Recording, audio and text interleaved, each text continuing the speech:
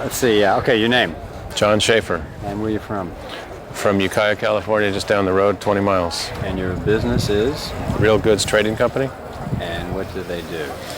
We sell products for energy independence, solar panels, inverters, batteries, wind generators, hydroelectric plants, pretty much everything that everyone else in this whole place sells, with the exception of, I'd say what's different about us is we're trying to go a little bit more mainstream. We're trying to hit up the average American, not just the backwoods hippies. We're trying to get Mr. and Mrs. Suburban Marin County and Westchester, New York, who want to put in, who really don't have the wherewithal to install a PV system and a wind system, but would like to go as energy independent as possible in the situation they have now, and then maybe build in the long run towards complete energy independence. So we sell things like compact fluorescents, the water-saving shower heads, solar nickel-cadmium battery chargers for their toys, and more and more of those kind of mainline products. And what does your company rank like in that industry of, I guess, the retail market? Well, we break our market down into two markets. First, we've got the conservation market, which is the more mainstream, and we probably have about a 10% market share. And in that market, it's about I think a $30 million a year business right now. And we're number one in the alternative energy industry. We got about 25% market share. Super. Let's see. And what would you say about this event here in Willits? I think it's a real nice event, especially this year in the park. Last year it was very hot. It was over across the street. It's interesting because you've got all the competitors in the whole industry here in one place touting their wares. So someone that wants to go out and buy a car goes to the car area of town, and here they come to the solar capital of the world, and they see everyone whoring the prices of solar panels, $369, $359, $349. How about if you were to say something to like potential corporate sponsors that are thinking of getting involved next year? I think it's a tremendous opportunity for corporate sponsors. You saw what Nissan, all the publicity that Nissan got sponsoring the Electrothon down here. We sponsored the solar airplane over here. I would highly recommend any corporate sponsor getting involved, because this here is the energy of the future and the wave of the future. And I think especially any sponsors that got in on the ground floor like this would be very highly respected. In terms of the transportation stuff, what did you think of that? If you could say something in a nutshell, kind of. It's the largest selection of alternative powered vehicles I've seen anywhere in the world. I've been to a lot of these shows. I've been to the Expo in LA. I've heard about the show in Phoenix. I think it's very creative. You've got $150 cars to teach kids about solar energy, all the way up to gigantic solar cars. You've got 2 or 3 races organized for the weekend. I think it's a tremendous opportunity to see the future of transportation.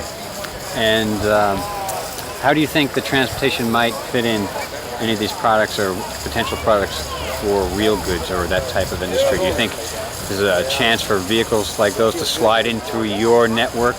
Yeah, we've been working with several electric vehicle manufacturers and solar manufacturers.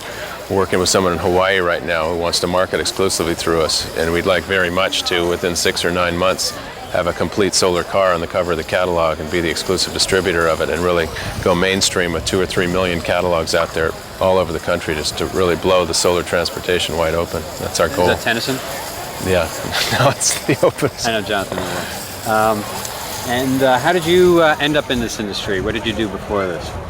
I graduated in anthropology from UC Berkeley in 1972 and 71, and moved to Hills in Mendocino County and subsisted in a small yurt with kerosene lamps for quite a while, and got tired of squinting at night, and started a store up in Willits here, and saw the first ever PV panel. I think we probably sold the first PV panel retail in the country. It was about $50 a watt, a little Arco second, and one thing led to another, and it started mushrooming, and sales started tripling every year, and here we are. So what were you selling before you had the solar panels? Country living supplies, wood stoves, kerosene lamps, stock tanks for animals, blood meal, bone meal for people growing various vegetables in the hills of Mendocino County. What do you think the cost of solar panels would be in 2 years from now, or maybe 5 years from now? Right now, our best deal, we're selling these Arco recycled quad lamps for $4.49 a watt, or $449 100 watts. I would expect in 2 years we'd be down to about maybe $3.75 a watt, and by the turn of the century I'd expect about $2 a watt, something like that. So $2 a watt in today's dollars? Yeah, $1991.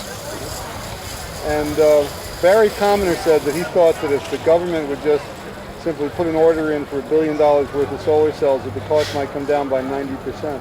Yeah. Is any credibility to that kind of a statement? Definitely. I'd say you've got this whole chicken or egg syndrome going. The producers say, give us the demand and we'll drop the price, and the consumers say, give us the quantity and we'll increase the demand. So you're right, it might take something like the government throwing out $1 million. I don't know if 90% is a figure I could live with, but certainly higher than 60 or 70%. Do you think I'd say. that the government should be doing that? Most definitely. And what do you think the general public could do in order to encourage that? I think they could start by signing the Declaration of Energy Independence that we wrote a few months ago.